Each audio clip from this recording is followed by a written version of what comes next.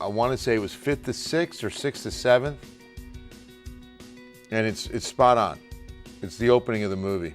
And he goes on this whole monologue about it. Okay.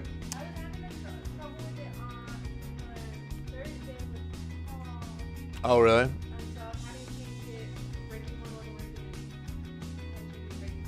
Okay. Well, what's up, my man? Thanks, Doris. Well, just, a little fill in. Remember when I asked you about the doubleheader? Yeah. Because I was figuring out, because it was up for grabs. And that's when I said, oh, I'll take it. Huh? Oh, I thought that had something to do with it. No. I was just, Natalie had asked if we needed somebody this weekend for Saturday and Sunday. Oh, yeah. And I couldn't last night because I had an event. Are you getting ready to go live? Yeah, we're up live right now. Oh, 10-4. Oh. But how are you? 15. Travis trucks up 12 spots. Here, you want to move it? Yeah. Come on. I don't want you to stay here for that. No, I'm set up here anyway. You sure? Yeah. You're not staying for that, dude. No. Okay. I got it. Because if you're going to go and I'm not, yeah, we won't be that long. No, just grab me and we'll do it all. You're in your office? Okay.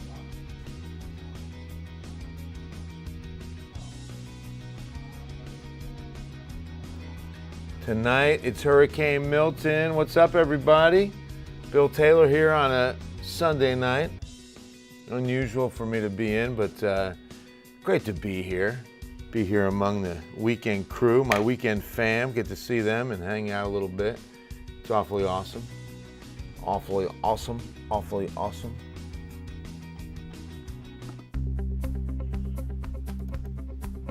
What do you say we get going? Happy Sunday night. Almost said Saturday night. Whoa, this is a little too revealing here. Wait a minute. That mic, I look like Kaniki. Come on. Hey, how you doing?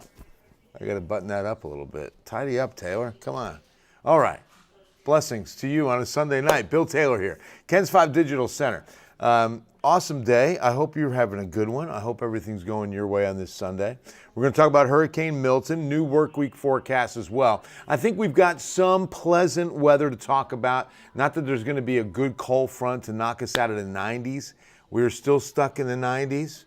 Did you get to see our social campaign on Instagram, the Ken's 5 Instagram? It's on my Instagram too, Bill Taylor Ken's 5, if you're not following me already. You really should take a look. It is so funny.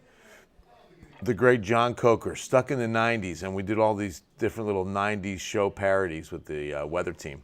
So we hit 94 today. Yeah, we shouldn't be hitting 94 on October 6th. 95 Hondo, Seguin, Floresville, Pleasanton. Look at Cotulla, 98. Wow. 94 Del Rio. The only 80 I see is Fredericksburg's 89. New Braunfels 96. Very hot. And again, we should not be doing this on October 6th. Here's what we should be seeing. The average 85. Okay? Almost a full 10 degrees above, only one away from a record high, and that's an old one. It stays on the books. 1931. 95. So the difference, I want to talk to you first about the winds.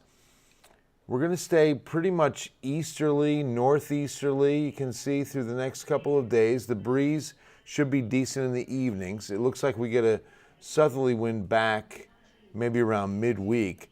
But look at the dew points. Remember that if we keep these in the 50s, it's really comfortable. And look at that. Nice drop in the dew points on Monday. So here's what we're expected to see this week in dew points and humidity. Holding in the 50s Monday, Tuesday, and then a dry front comes through and drops them into the 40s Wednesday, Thursday, and then they climb and don't get back into the 60s, and that's even low 60s until Friday. That's really nice air. This means comfortable mornings, late nights will be really nice, but no rain, Christy. Even though, we'll get a little bit of moisture in the atmosphere by, I said, the weekend, but no chance of rain. Great hurricane name, right? Milton, that was your dad's name. Oh, that's so cool. Going to New Orleans Friday night. You'll be fine, Arthur. It'll be well south of New Orleans. No worries for New Orleans. Hi, Maria. Good to see you. We're going to take a look at the forecast track. I know it is sad. Look. I'm going to show you the most pathetic graphic. Last week there wasn't even a drop. Oh my gosh! Look at this now. This is the 7-day rain forecast, and I mean almost the entire state of Texas, with the exception of one little blip up there northeast of Dallas, and then also down near Brownsville. And those are both very light green, and that only means 1/10 of an inch. That's the 7-day rain forecast right there. So talk about high and dry. Let's take a look at the upper pattern. That ridge is just too strong. Look at that. And that's what's helping steer Hurricane Milton due east. I mean, it formed in the Gulf of Mexico. It formed in the Bay of Campeche. Could ride right up the western coast, or I should say the coast of Mexico and up into Texas, but it's going to get steered with that huge high. Good evening, Louise. How are you? Hola, Ana. ¿Cómo estás? All right, here we go. It's Hurricane Milton. Hurricane Milton is a minimal hurricane with winds of 85 miles per hour. And we've got him moving east right now at about 7 miles per hour. So satellite imagery is pretty impressive. You can see a pretty tightly wound system. And that eastern progress should continue. Pressure's at 981 millibars. The scary thing is that Milton is going to move into a section of the Gulf that did some serious strengthening for Hurricane Helene. So look what's happening. Brushing along the northern coast of the Yucatan Peninsula. So we've got a hurricane watch up there because we're expecting Cat 3 at that point, strengthening the Category 4. Now, they won't get a brunt of the weather since the storm will stay out over open waters, but you can see it starts to make that curve and miss western Cuba and now start beelining right towards the Gulf Coast of Florida. And that's going to be near Tampa Bay right there. Category 4, this is midday Wednesday. The clock is in the upper right-hand corner. Midday Wednesday, and it's looking like it's going to bear down on Tampa St. Pete. So this, again, very dangerous. Now, here's the blessing, is that instead of taking a good left turn and going up into northern Florida, God forbid Georgia and the Carolinas again, instead it's going out over the open waters of the Atlantic and should dissipate as we get into Friday of this week. And so I'm so grateful because, you know, if you got caught up in that ridge of high pressure that's over us, remember, clockwise winds, it could get caught up and conceivably take a left turn once inland in Florida and go straight up I-95 and go into southern Georgia and the Carolinas. And could you imagine? Oh my gosh, that would be so terrible. There's still so many unaccounted for. Please be praying for our neighbors in the southeast. It hasn't been this bad since Katrina, and I'll tell you what's just so tragic is that remember that Katrina was a landfall situation. The levees were compromised, and those, you know, communities south of Lake Pontchartrain. Well, this was so far inland. It was all flooding. It was just all water. You know, there wasn't any wind. And so, man, just so terrible. Excuse me. But yeah, here we are with Milton's forecast track as we move into, like I said, a Wednesday midday landfall. So out in the open waters, we've got Kirk, we've got Leslie, and then we've got a third system that's east of Leslie, closer to Africa, with a low probability right now of developing into a tropical system. Let's take a look at the forecast model. This is the Euro model with the rain going in, and you can see what's going to happen Wednesday, and then it rapidly improves as the system is going to have enough energy to move right across the peninsula and get out over the open Atlantic and just keep going east. Keep going east, get away from land. So hopefully that moves quick for Florida's sake, but major evacuations have been ordered.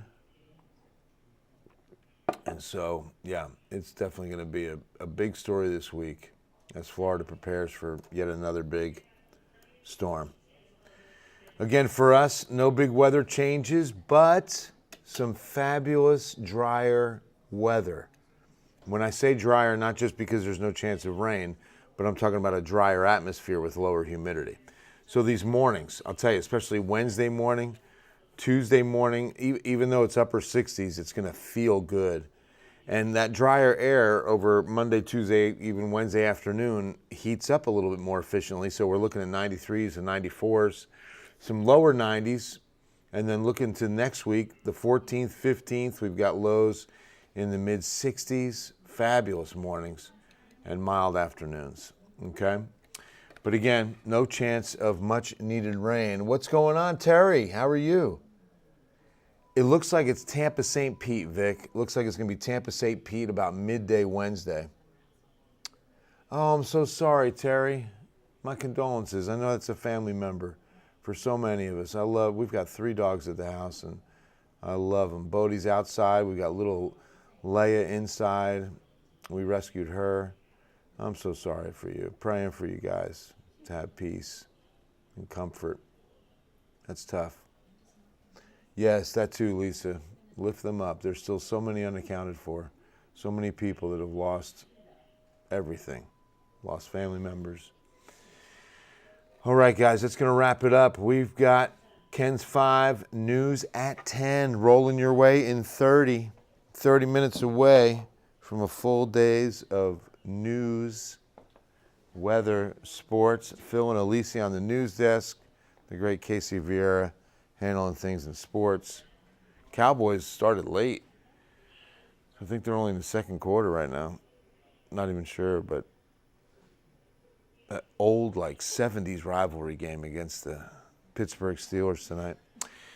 All right, guys. Love y'all. God bless you. And we'll see you at 10.